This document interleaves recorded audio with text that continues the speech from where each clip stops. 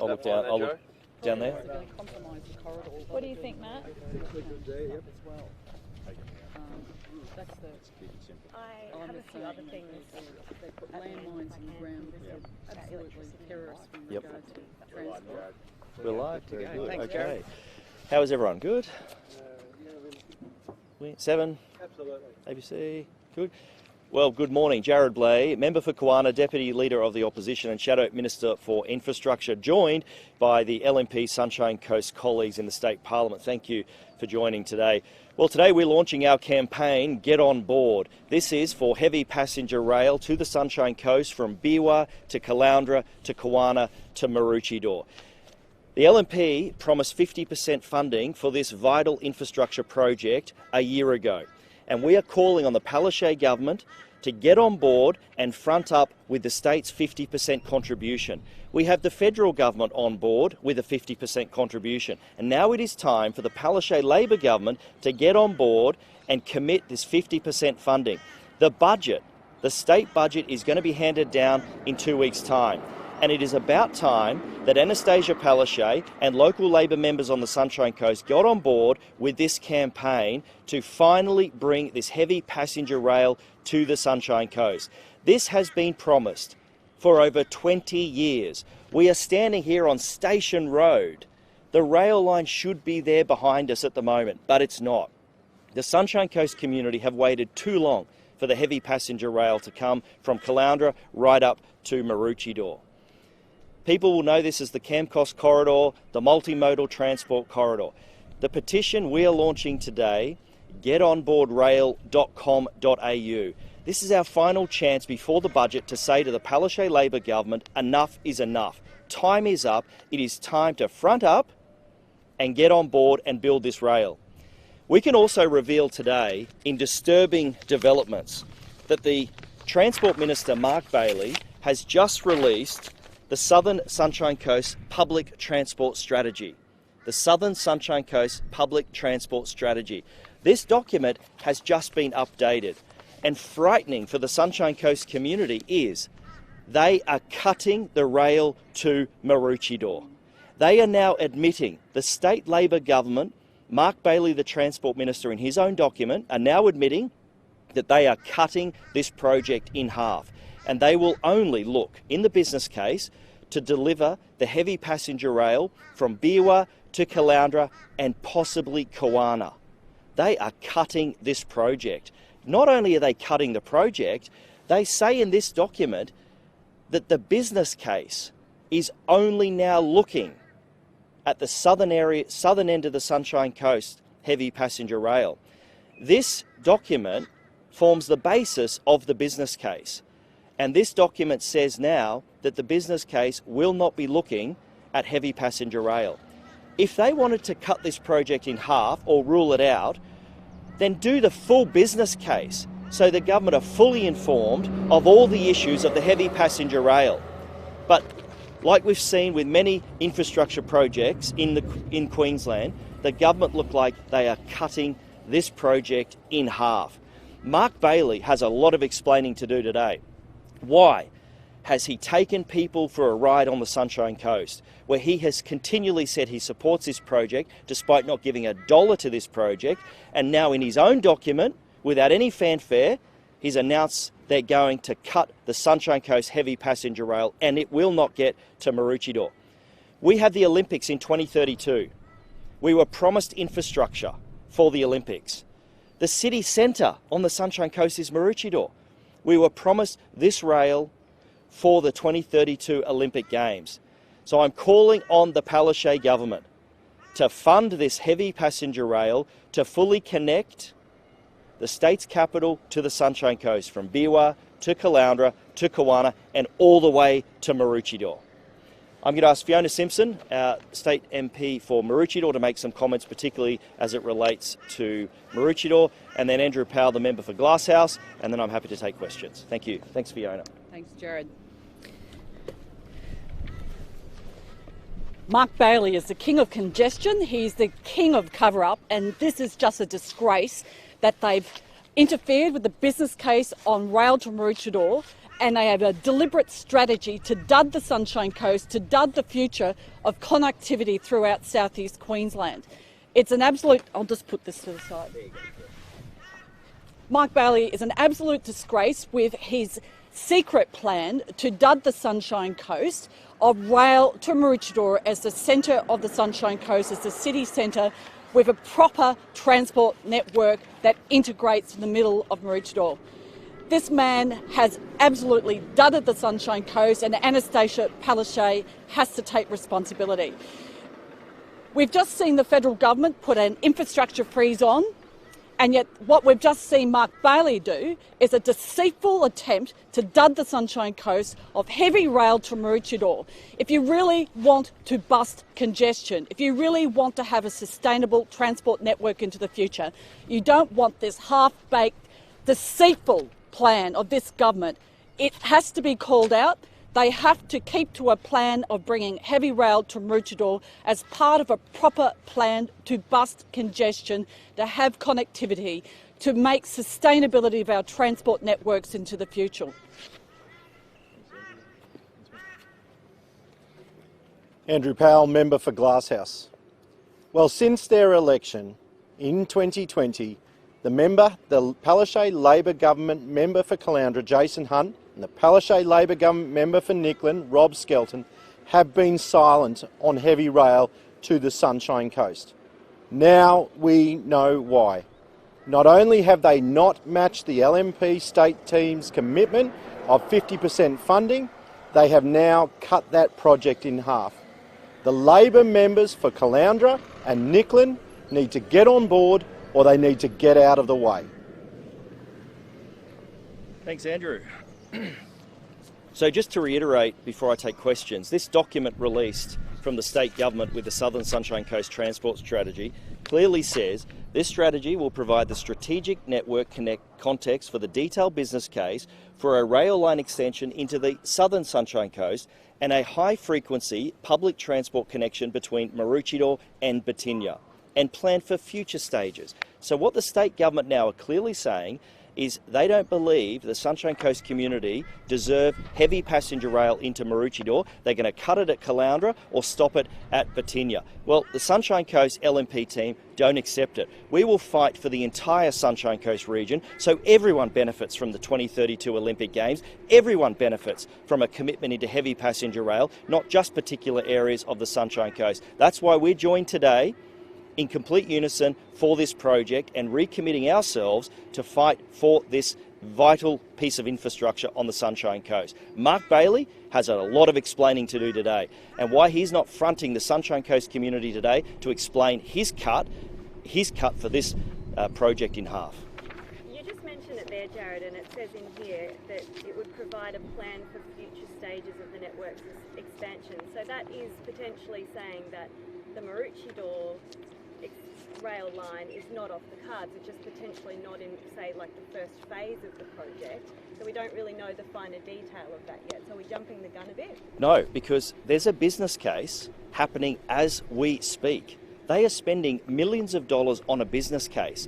And now what they're saying is, if you're looking at this business case, the rail line to Maroochydore now is not part of the business case.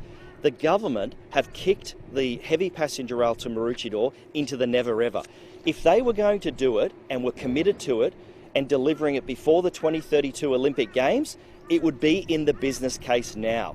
But they have used this strategy as an hour basis to get the heavy passenger rail to Maroochydore out of the business case. Why on earth, if you were looking at the whole project, which has been promised for over 20 years, why would you take that part to Maroochydore, which is the city centre of the Sunshine Coast now, why would you take that out of the business case? Do it all in one hit.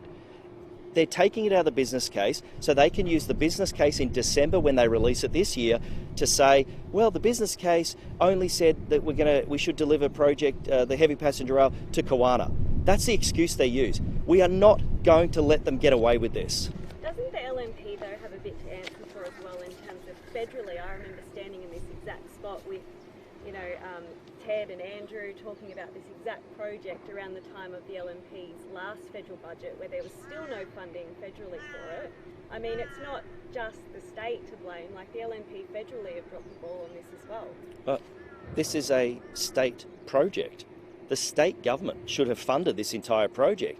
Our federal members, Andrew Wallace and Ted O'Brien, actually got the federal government to commit 50% funding. The Albanese New Labor government recommitted that 50% funding. And guess what? It wasn't detailed in the budget, that the first budget the Albanese government handed down as well, but then the Infrastructure Minister King confirmed that the former Morrison government commitment of 50% funding still exists, and the new federal government have accepted that. And she still does. She's done it publicly. So here's where it lays at the moment. The former federal LNP government committed 50% funding. The current Labor federal government have committed 50% funding. The state LNP team have committed 50% funding. The only party in Queensland, the only body in Queensland that has not committed $1 to build heavy passenger rail on the Sunshine Coast is the Palaszczuk Labor government.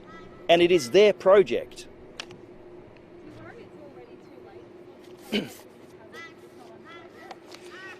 Well, if it is delayed any further, then yeah, I am worried that the project's not going to be delivered before the 2032 Olympics. We've now had the Olympics for over 2 years since the announcement that Queensland won the 2032 Olympics, and Queenslanders are starting to ask themselves the question, what's being delivered? Other than budget blowouts of the Gabba from $1 billion to $2.7 billion, nothing, no sods have been turned, no legacy projects have commenced. This should be, Sunshine Coast Heavy Passenger Rail should be a legacy project for not only the Sunshine Coast but the Queensland community. And not only have they not put $1 into delivering it, they're now cutting the project based on their own documentation. You say that this has been promised for 20 years, but wasn't the LNP in office during that time? The LNP were in office on the Sunshine Coast for just under 3 years out of 20 years. Our absolute priority in that short term in office was delivering the $1.8 billion Sunshine Coast University Hospital. If the LNP had been re-elected in 2015, guarantee you we'd be doing a press conference here and you'd hear the toot-toot from the trains behind us here. The Labor Party got elected in 2015. Premier Palaszczuk has been the Premier for over 8 years and they have not done anything on this project. And now when push comes to shove, a year and a half out before the next election in October next year, they're cutting the Sunshine Coast Heavy Passenger Rail in half. I've got another topic. Yeah. Yeah, I just have one more on this strategy, if you don't mind. I haven't had a good look through, obviously, yet, but I wonder whether the mass transit plan will incorporate this public transport strategy. The state government's been sitting on those recommendations from Sunshine Coast Council for that plan for some time now. I mean, are they dragging their heels on that project as well, do you believe? Well, absolutely. The state government is dragging their heels on many projects, not only delivering the Sunshine Coast Heavy Passenger Rail, but also the options for mass transit. Now, let me make it abundantly clear. The Sunshine Coast LNP MPs here with me today do not support the light rail on the Sunshine Coast. We believe it'll have terrible environmental effects. The density along the beach corridor will be bad for the lifestyle and livability of the Sunshine Coast residents. So we absolutely do not support the light rail. But when you talk mass transit, you could be talking things like high frequency buses, electric buses. We have such a small portion of the Sunshine Coast community that catch public transport at the moment is because we don't have high frequency buses. The buses don't go where the people want them to go, and costs are prohibitive for many people. So not only have you got the state government not investing in the heavy passenger rail, they're cutting the heavy passenger rail in half, you've also got the state sitting on the mass transit strategy, which I would implore the state to finally make a decision on it, but certainly not light rail. Give triple the buses on the Sunshine Coast. Give us electric buses. Get the buses to where people want them to go. Lower the fees for buses. Get rid of the car congestion on our local roads. That's how you'll deal with the mass transit, not a light rail down Nicklin Way and into our beach community in Alexandra Headlands. And you just want to touch on, if it was to be cut here, what that would mean for traffic along Nicklin Way? Well, could you imagine if the heavy passenger rail now only goes from Biwa to Caloundra and then possibly to Batinia? Nicolan Way will not have any traffic ease because people will not travel from the southern Sunshine Coast into Maroochydore on the rail if they're going to stop at Kawana and then work out how they're going to have to get from Kawana to Maroochydore or in future years to the airport possibly. It's going to have huge effects on congestion on the Sunshine Coast. And I'm angry about this. The Sunshine Coast LNP MPs are angry about this, and we're angry that not only the state Labor government have not contributed $1 to this project, they're obviously cutting it. And as Andrew Powell said, the local state Labor MPs, the government representatives on the Sunshine Coast, have said boo on this whole project. And now we know why, because they're ashamed. They knew that their Labor government was going to cut this project in half. That's why. I suspect now they've been so quiet on it, deadly quiet, because they should be ashamed of themselves. What do you think of the fire commissioner staying overseas? Well, I saw the statement from the fire commissioner yesterday, and I am disappointed in the statement that he issued. Many people were impacted by COVID during that time. Borders were locked down. People were kept away from their families. I would have expected his attendance at the memorial service for the firefighter. That's a matter for him. That's a matter for the police minister. But I've got to say, what I saw in the police minister yesterday was not really strong. All he said, he's going to be talking to the fire commissioner. Well, did the police minister know that the fire commissioner wasn't going to be at the memorial service? Did the police commissioner approve the fire commissioner not returning from his holiday to attend the memorial service? I think they're serious questions that Mark Ryan needs to answer, and also the fire commissioner. Just on the budget, what energy bill relief should be in the budget to keep pace with predicted price rises? And is the $175 proposal enough for power bill relief, do you think? Okay, a couple of things on energy. Yesterday we had announced that Queenslanders would suffer another over 20% energy increase on their power bills. This is on top of 11 interest rate rises in the last 12 months. Sunshine Coast residents, Queenslanders, are suffering in a cost of living crisis. Yesterday, Minister de Brenny, the Minister for Energy, got up and spoke positively about a 21% energy increase because it wasn't as much as some other states and territories. That is shameful, that he would have the hide to try and take the high moral ground that his government has overseen an energy price increase of over 21%.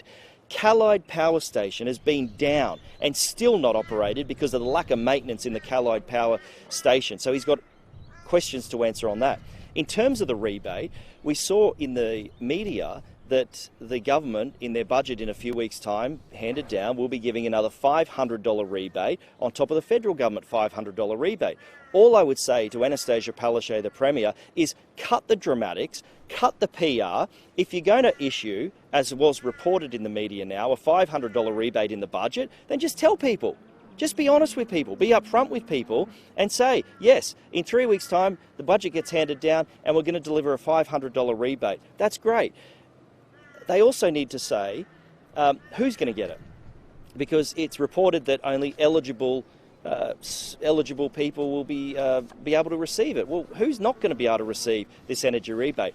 I think what we need to do with the Palaszczuk government is suspend the dramatics over the next 2 weeks as they run around and talk about they're considering a cost of living relief and it's a $500 power relief. If they've made the decision, which obviously they have, it's been reported in the media, then just say what it is so Queenslanders can prepare their budgets. So Queenslanders who are suffering the high energy costs at the moment and the cost of living increases can plan their life and plan their budget rather than waiting for the spin and the public relations and the 40 spinners in the media office of the Premier to do what they do. Just tell us. Just be upfront and tell us what the rebate is, how much it is, who's eligible, and more importantly, who's not eligible. Will you be supporting the legislation that was introduced yesterday that would allow accused rapists to be publicly identified as soon as they're charged? Well, obviously, with any legislation that goes through, we will have to consider it. There's that element to that legislation, but there's all other elements to the legislation. So I would we have to go through the normal process. It's introduced into Parliament, it goes off to a parliamentary committee now. The committee is made up of crossbenchers, government MPs, opposition MPs, and it will be interrogated to make sure that what comes out at the end of the committee process is the very best bill that we can have for the people of Queensland. So that's the process we'll go through now, and we'll completely support the committee process. And like any legislation that goes through House that has facets in it, we'll look at all of them and then make a decision once the Parliament has done its job and the committee process has done its work. Because we need to be able to afford Queenslanders the opportunity to go to committee, give their insight into it, the various stakeholder groups, and once that process is done, we'll ascertain where we are on it. And just lastly, sorry Jarrod, do you think Labor is entitled to reboot its cash for access events, given the LNP also holds similar events throughout the year? Well, what we've seen in the last 24 hours is a hypocritical Premier. The Premier said that she wasn't going to hold these events, and she's lied to people because she now is holding them again. Now, in contrast, the LNP have been very upfront. The Labor Party have corrupted the electoral system so much. They've said who can donate to political parties. They've deemed people ineligible to donate to political parties. The LNP absolutely need to fundraise for elections. Political parties need to do it because the LNP does not have the support of the union movement. The union movement give hundreds of thousands of dollars. There are 26 affiliated unions with the Labor Party in Queensland. Each affiliated union at the next election will be able to spend $1 million across Queensland each. So we have been very upfront with our position in terms of Queenslanders and the business community wanting to change the government. The Labor Party, on the other hand, Anna Bligh abolished those fundraising events. Anastasia Palaszczuk brought them back. Anastasia Palaszczuk then abolished them, and now Anastasia Palaszczuk's brought them back. So Anastasia Palaszczuk is a hypocrite in terms of these events. If she believed what she believed, she shouldn't be doing them, or she wouldn't be doing them, but she is now. Okay, thanks everyone. All right, cheers, have a good day. Jarrod, you too. All right, You don't need to get some we'll do some overlay, and how do you want